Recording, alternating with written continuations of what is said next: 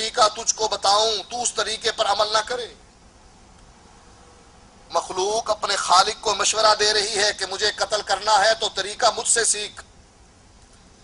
یہ اس کے رب ہونے کا دعویٰ کرتا ہے کہ میں ہی پوری کائنات کا رب ہوں، اور ایک نوجوان اس کو بتلا رہا ہے کہ تجھے مارنے کا طریقہ نہیں آتا۔ ربی الذی یحیی و یمیت، رب تو وہ ہے جو مارتا بھی ہے زندہ بھی کرتا ہے، اور تجھے ایک نوجوان کو مارنے کا طریقہ بھی نہیں آتا، تو کیسا رب ہے، کیسا داتا ہے تو؟ اپنی بیوی کو اولاد نہیں دیتا ہے، لوگوں کو دیتا ہے۔ اپنی بیوی کے بینک میں جو اکاؤنٹ کھلا ہوا ہے اس میں پیسے نہیں بھیجتا ہے، نواز شریف کو دیتا ہے۔ اپنے رشتہ داروں میں حکومت نہیں بانٹتا ہے، نون لیگ یا کاف لیگ کو دیتا ہے، کبھی پیپلز پارٹی کو دیتا ہے۔ کیسا داتا ہے تو؟ اپنوں کو بھولتا ہے، غیروں کو یاد رکھتا ہے۔ کیسا رب ہے تو؟ تجھے مارنے کا طریقہ بھی پتہ نہیں ہے کہ مارا کیسے جاتا ہے، مجھ سے سیکھ اگر مجھے تو مارنا چاہتا ہے۔ قال ما ہوا، تنگ آ گیا تھا، کہنے لگا اچھا بتا میں کون سا طریقہ اختیار کروں کہ جس سے میں تجھ کو قتل کر ڈالوں؟ قال تجمع الناس فی سعید واحد وتصلبنی علی جزع ثم خذ سہما من کنانتی ثم ضع السہم فی کبد القوس ثم قل، کہنے لگا لوگوں کو ایک میدان میں اکٹھا کرو، اکٹھا کرنے کے بعد مجھے کسی اونچی کھجور پر ٹانگ دو، اوپر لٹکا دو، پھر میرے جو تیر ہیں ایک تیر اس میں سے لو، اور میری جو کمان ہے اس کمان میں وہ تیر چڑھاؤ، تیر رکھنے کے بعد کہو بسم اللہ رب الغلام، بسم اللہ اللہ کے نام سے، رب الغلام وہ اللہ جو اس نوجوان کا رب ہے، ثم ارمنی پھر اس تیر کو چلا دو، فإنک اذا فعلت ذلک قتلتنی، جب تم اس تدبیر پر عمل کرو گے تم مجھ کو قتل کر ڈالو گے۔ فجمع الناس فی سعید واحد وصلبه على جزع ثم اخذ سہما من کنانته ثم وضع السہم فی کبد القوس ثم قال بسم اللہ رب الغلام۔ اس نوجوان نے جو ترکیب بتلائی تھی اسی ترکیب پر عمل کیا، لوگوں کو ایک میدان میں اکٹھا کیا، اس کو سولی پر چڑھایا اور اس کی کمان لی اور تیروں میں سے ایک تیر نکالا، کمان پر چڑھا کر کہنے لگا بسم اللہ اللہ کے نام سے، رب الغلام جو رب ہے اس نوجوان کا۔ پہلے کہتا تھا میں رب ہوں، اب مان گیا کہ نہیں اس نوجوان کا کوئی رب ہے جس کا نام لے کر میں تیر چلا رہا ہوں۔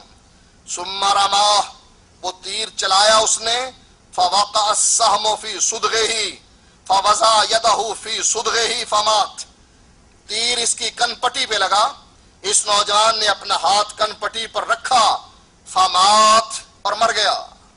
فقال الناس، جب لوگوں نے یہ سارا ڈرامہ دیکھا، اس نوجوان کی تدبیر دیکھی، اس بے وقوف رب کی بے عقلی دیکھی کہ رب ہونے کا دعویٰ کر رہا ہے اور نہیں سمجھ رہا کہ یہ نوجوان اس کو کس پٹڑی پر لے جا رہا ہے۔ یہ چاہتا تھا کہ لوگوں کے سامنے یہ رب اس بات کا اقرار کرے کہ میں رب نہیں بلکہ رب وہ ہے جس پر یہ غلام ایمان لے کر آیا ہے، یہ نوجوان ایمان لے کر آیا ہے، جس کا نام لے کر میں اس نوجوان کو قتل کر رہا ہوں، اصل میں رب وہ ہے۔ نوجوان یہ سکھانا چاہتا تھا لوگوں کو عقیدہ توحید، اور عقیدہ توحید اس جھوٹے رب کی زبان سے سکھانا چاہتا تھا۔ فقال الناس آمنا برب الغلام، جب لوگوں نے یہ بات سنی کہ بادشاہ بھی یہ کہہ رہا ہے کہ اس نوجوان کا ایک رب ہے، تو پکار اٹھے آمنا برب الغلام، ہم اس نوجوان کے رب پر ایمان لے آئے۔ جیسے فرعون نے جادوگروں کو اکٹھا کیا تھا، موسیٰ علیہ السلام کا معجزہ تھا، لاٹھی پھینکی سب رسیاں ہڑپ کر گیا۔ فَأُلْقِيَ السَّحَرَةُ سُجَّدًا، سارے جادوگر سجدے میں ڈال دیے گئے، دل میں ایمان آ گیا، سر زمین پر رکھ لیا۔ فرعون کہنے لگا میری اجازت سے پہلے ہی ایمان لے آئے ہو، میں تمہیں سولی پر چڑھاؤں گا۔ کیا جواب دیا؟ اے فرعون کیا کر سکتا ہے تو؟ ہماری دنیاوی زندگی ہی ختم کر سکتا ہے۔ فافعل ما شئت، کر جو تیرے دل میں آتا ہے، ہماری زندگی کو ختم کرنے کے علاوہ تیرے اختیار میں کچھ نہیں۔ یہاں یہی بات ایمان لے آئے وہ جادوگر کیا کہنے لگے؟ ہم ایمان لائے موسیٰ کے رب پر، ہارون کے رب پر۔ یہاں یہ لوگ کہنے لگے ہم ایمان لے آئے اس نوجوان کے رب پر۔ فَأُوتِيَ الْمَلِكُ فَقِيلَ لَهُ أَرَأَيْتَ مَا كُنْتَ تَحْذُرُ قَدْ وَاللَّهِ نَزَلَ بِكَ حَذَرُكَ۔ لوگ آئے اس کے پاس اور کہنے لگے بادشاہ اسی بات سے ڈرتا تھا نا تو کہ میرے علاوہ کسی کو رب نہ بنانا، تو نے اپنے ساتھی کو قتل کیا، پھر تو نے اس راہب کو قتل کیا، پھر تو نے اس نوجوان کو قتل کیا، کس لیے کہ کہیں عقیدہ توحید لوگوں میں نہ پھیل جائے۔ اس نوجوان کی تدبیر کو تو سمجھ نہ سکا، رب ہونے کا دعویٰ کرتا رہا، لیکن تجھے اس بات کا علم نہیں ہوا کہ یہ نوجوان تجھ سے کیا تدبیر چلا رہا ہے، تیرے ساتھ کیا کھیل کھیل رہا ہے۔ دیکھا تو نے، تیرا خطرہ سامنے آ گیا، سارے لوگ مسلمان ہو گئے۔ کہنے لگے قد آمن الناس فامر بالاخدود۔ جو قرآن کی صورت آپ نے سنی، سورۃ بروج، جس میں اللہ فرماتا ہے قتل اصحاب الاخدود، خندقوں والے قتل کر دیے گئے، یہ ہے وہ واقعہ خندقوں والوں کا جس میں بادشاہ نے خندقیں کھودنے کا حکم دیا۔ خندقیں کھودی گئیں اور اس میں آگ جلائی گئی۔ وقال، آگ جب جلنے لگی بادشاہ نے حکم دیا من لم یرجع عن دینہ فاقہموہ فیہا، جو آدمی اپنے دین کو نہ چھوڑے، استقامت دکھائے، اس آدمی کو جلتی ہوئی آگ میں جو خندقوں میں جلائی گئی ہے اس آگ میں گرا دینا اور وہاں اس کو جلا دینا۔ ففعلوا، لوگوں نے مسلمانوں کے ساتھ یہی کیا، جو آتا رہا اس کو آگ میں پھینکتے رہے۔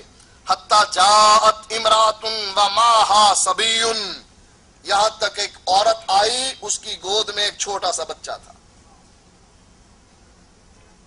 وَمَعَهَا صَبِيٌّ لَهَا فَتَقَاءَسَتْ أَن تَقَعَ فِيهَا فَقَالَ لَهَا الْغُلَامُ، وہ جب خندق کے کنارے، آگ والی خندق کے کنارے پر پہنچی، وہ جھجکی، رکی، ڈر گئی کہ کہیں آگ میں گر کر میرا بچہ نہ جل جائے۔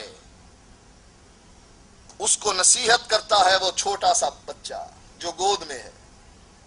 فقال لها الغلام یا امہ اصبری فإنک علی الحق، ماما صبر کرو، تو حق پر ہے، عقیدہ توحید پر ہے، اس آگ سے نہ ڈر، یہ آگ نہیں بلکہ یہ تیرے لیے جنت ہے، اس آگ میں گرتے ہی تو سیدھی جنت میں پہنچ جائے گی۔